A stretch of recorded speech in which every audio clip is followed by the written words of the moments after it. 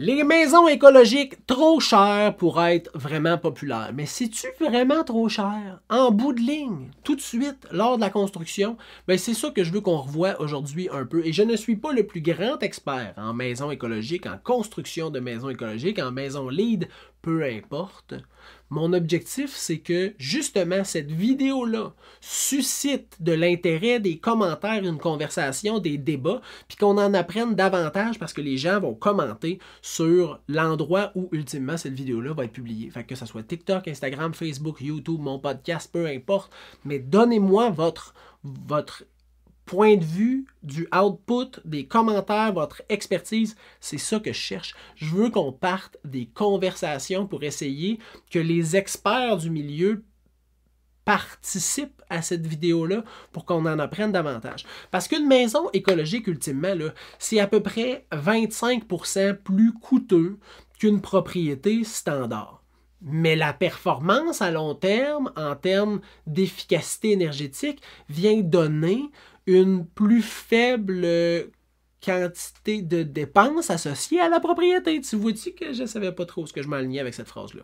Fait que c'est des économies de gestion, mais c'est plus cher à construire. Tout est plus cher. Que ça soit l'isolation, parce que ça ne sera pas la même isolation, ça ne sera pas nécessairement de la laine de verre, ça va peut-être être de la laine de bois, de chanvre, qui est plus haute en performance, mais qui est aussi plus chère. Les énergies classiques de chauffage comme électrique, à bois ou au mazout, ou au propane va être moins utilisé. Ça va être des énergies renouvelables comme une pompe à chaleur, la récupération d'eau. Donc, ça aussi, ça engendre des coûts supplémentaires, puis il y a moins d'offres. C'est une expertise qui est plus poussée, donc ça aussi, ça augmente la valeur de cette caractéristique-là, cette façon de gérer l'énergie. Puis les méthodes de construction classiques ne sont pas les mêmes. Ça va être des matériaux biosourcés, parfois plus coûteux. Mais sur le long terme, tu peux économiser environ entre 30 et 70% sur tes frais énergiques à chaque mois. Puis ça, c'est intéressant. Mais c'est intéressant si tu cherches à garder cette propriété-là sur le long terme.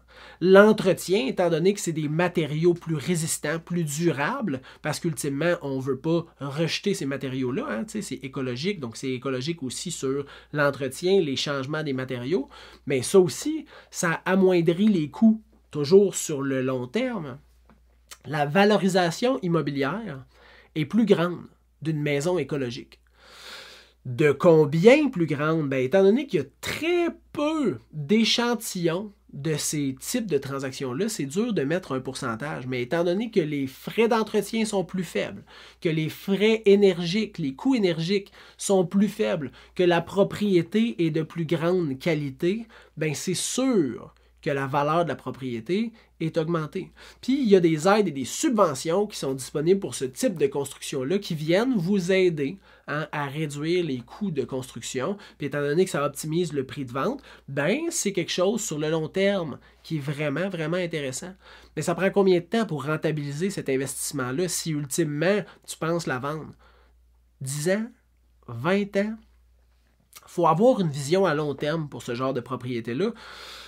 Certains voient des économies, d'autres des dépenses puis une lubie. D'après vous, est-ce que ça vaut le coup une maison écologique? Si oui, marquez-le en commentaire. Sinon, marquez-moi pourquoi vous pensez que ce n'est pas quelque chose qui vaut le coup. Puis si vous avez une connaissance dans cette caractéristique immobilière, lancez-vous dans le débat. Ça va être le fun. On va apprendre de vous. Vous avez une expertise, partagez-la. Si vous avez des questions, par exemple, vous pouvez m'écrire au info@serviceimmobilier.ca, info@serviceimmobilier.ca. Je suis là pour répondre à vos questions. Vous pouvez passer directement par le site web aussi, qui est le serviceimmobilier.ca. Bonne fin de journée et on se revoit bientôt!